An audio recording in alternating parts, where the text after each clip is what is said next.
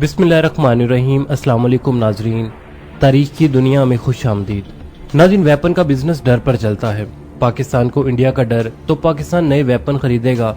India को पाकिस्तान और चीन का डर, जिसके तहत इंडिया भी नए नए वेपन हासिल करेगा। चीन को अमेरिका का डर, अमेरिका को रूस और चीन का, और रूस को अमेरिका का डर। नाज़रीन, ये डर ही है जो नित नए वेपन्स बनाने पर और खरीदने पर मजबूर करता है। ऐसा ही एक खौफ, एक डर स्टेल्थ एयरक्राफ्ट ने दुनिया के डिफेंस सिस्टम पर बना रखा है। क्योंकि स्टेल्थ एयरक्राफ्ट की खूबी ये है कि ये रडार में नजर नहीं आते, और जो त्यारा रडार में नजर नहीं आएगा उसे मारा भी नहीं जा सकता। तो इस डर को देखते हुए रशिया ने S-500 एयर डिफेंस सिस्टम बनाया है, जो कि S-400 का अपग्रेडेड वर्जन है। नाज़रीन, रशिया का दावा है कि S-500 स्टेल्थ फाइटर को भी मार सकता है, और इसी डर के बिजनेस के पीछे नजर अपना ये एयर डिफेंस सिस्टम इंडिया और चीन को भी बेचना चाहता है। आज की इस वीडियो में हम इसी S-500 एयर डिफेंस सिस्टम के बारे में बात करेंगे और देखेंगे कि चीन और इंडिया क्यों इस एयर डिफेंस सिस्टम में इंटरेस्टेड है। तो नाज़रीन, वीडियो की तफसील में जाने से पहले आपसे गुजारिश है कि मुकम्मल मालूमात के लिए वीडियो को एंड तक जरूर देखिएगा और कमेंट सेक्शन में अपने ख्यालात का इजहार जरूर कीजिएगा। नाज़रीन, 2013 में जब रूस ने अपने एयर डिफेंस सिस्टम S-300 को रिप्लेस करने के लिए S-400 एयर डिफेंस सिस्टम पर काम शुरू किया, तब इसी के पैरेलल में रूस ने S-500 पर भी काम शुरू कर दिया था। S-500 को intercontinental ballistic missiles, hypersonic cruise missiles और एयरक्राफ्ट को इंटरसेप्ट करने और डिस्ट्रॉय करने के लिए डिजाइन किया गया था। नाज़रीन, बैलिस्टिक मिसाइल के खिलाफ ये 600 किलोमीटर तक रेंज रखता है, यानी 600 किलोमीटर की रेंज के अंदर अंदर ये बैलिस्टिक मिसाइल को हिट कर सकता है, और बाकी एयर डिफेंस 5 किलोमीटर तक कर सकता है। जबकि इसके रडार की रेंज की बात की जाए तो बैलिस्टिक टारगेट्स को ये 2000 किलोमीटर दूर से ही डिटेक्ट कर लेगा, जबकि दूसरे एयरबोर्न थ्रेट्स को 800 किलोमीटर दूर से डिटेक्ट कर सकता है। नाज़रीन, ये एक वक्त में 10 बैलिस्टिक हाइपरसोनिक टारगेट्स को 7 किलोमीटर पर सेकंड की स्पीड से डिटेक्ट और इंगेज कर सकता है। ये स्टेल्थ एयरक्राफ्ट को भी डिटेक्ट और टारगेट कर सकता है। इसके अलावा इसमें अनमैन्ड एरियल व्हीकल्स यानी कि ड्रोन, लो अर्थ ऑर्बिट सैटेलाइट और स्पेस वेपन्स को भी इंगेज करने की सलाहियत है।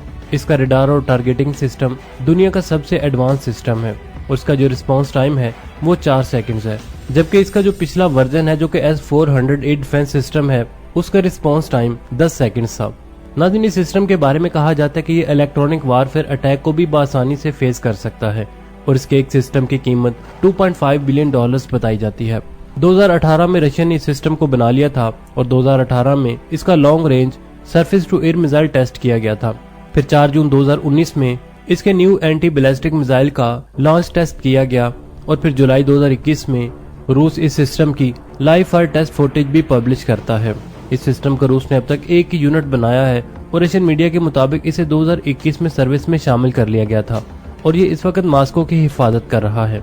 ताहम ये भी कहा जाता है कि ये सिस्टम अभी भी एक्सपेरिमेंटल स्टेज पर है।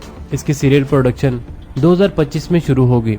जबकि दूसरी तरफ यूक्रेन ने दावा किया है कि रूस ने अपना ये सिस्टम S-500 को यूक्रेन वार में भी इस्तेमाल किया था, लेकिन ये यूक्रेन की तरफ से लॉन्च होने वाले MGM-140 टैक्टिकल मिसाइल सिस्टम को रोकने में नाकाम रहा था।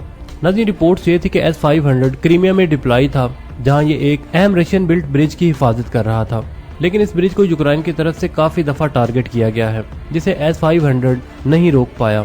अब इसमें कितनी सच्चाई है, क्या S-500 यहाँ डिप्लॉय था या नहीं, क्योंकि जंग में दोनों तरफ के दावे मुख्तलिफ होते हैं। ये भी मुमकिन है कि रूस ने इसे चेक करने के लिए डिप्लॉय कर रखा हो, और ये भी मुमकिन है कि यहाँ S-500 नहीं बल्कि S-400 डिप्लॉय हो, क्योंकि इस जंग में कुछ S-400 के तबाह होने की भी खबरें हैं। नाज़रीन, ये बात यहाँ काबिल गौर है कि एक तरफ यूक्रेन दावा कर रहा है कि रूस के S-400 और S-500 यहाँ पर नाकाम हो रहे हैं, और दूसरी तरफ यूक्रेन को रूस के एयर डिफेंस सिस्टम से कंसर्न भी है, और अपने कई अहम वेपन्स को S-16 फाइटर जेट के आने से पहले फॉरवर्ड पर डिप्लॉय करना भी कंसीडर नहीं कर रहा।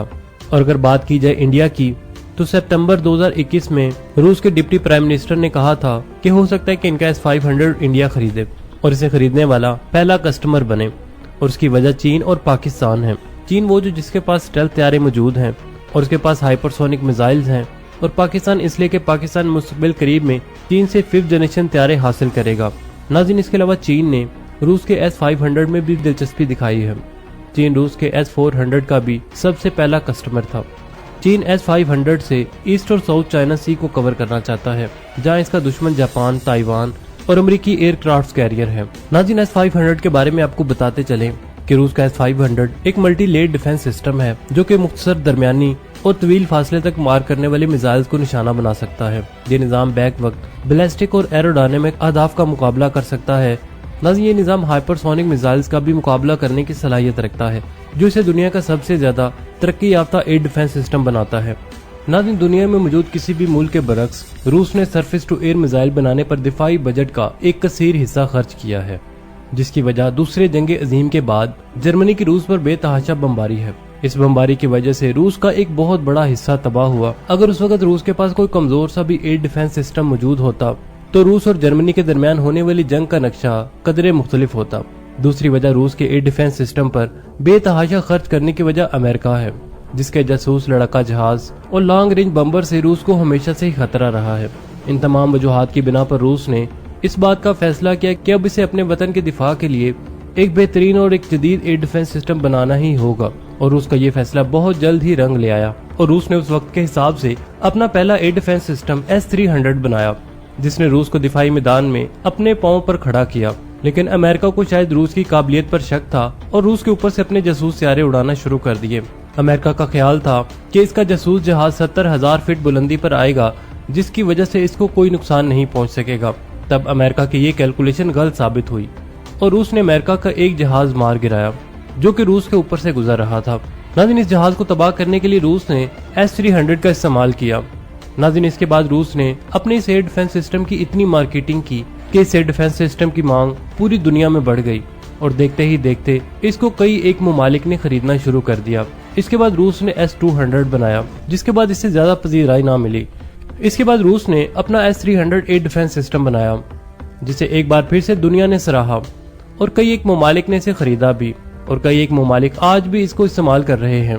S-300 को रूस की टेक्नोलॉजी इंडस्ट्री में टेक्नोलॉजी ब्रेक 2 कहा जाता है, क्योंकि इसकी मदद से रूस मशहूर जमाना S-400 एयर डिफेंस सिस्टम बना चुका है और इस S-400 के डिजाइन और टेक्नोलॉजी की बुनियाद बनाकर रूस की कंपनी S-500 बना रही है। रूसी फिजाइया का कहना है कि S-500 वो एयर डिफेंस सिस्टम है जो कि रूस की तमाम तर एयर डिफेंस सिस्टम की मुश्किलात का मुदावा कर सकता है। नाज़रीन, इसके बारे में आपका क्या कहना है कमेंट सेक्शन में जरूर बताइएगा। इसके साथ ही आमिर सुहेल को इजाजत दीजिए। अल्लाह निगहबान।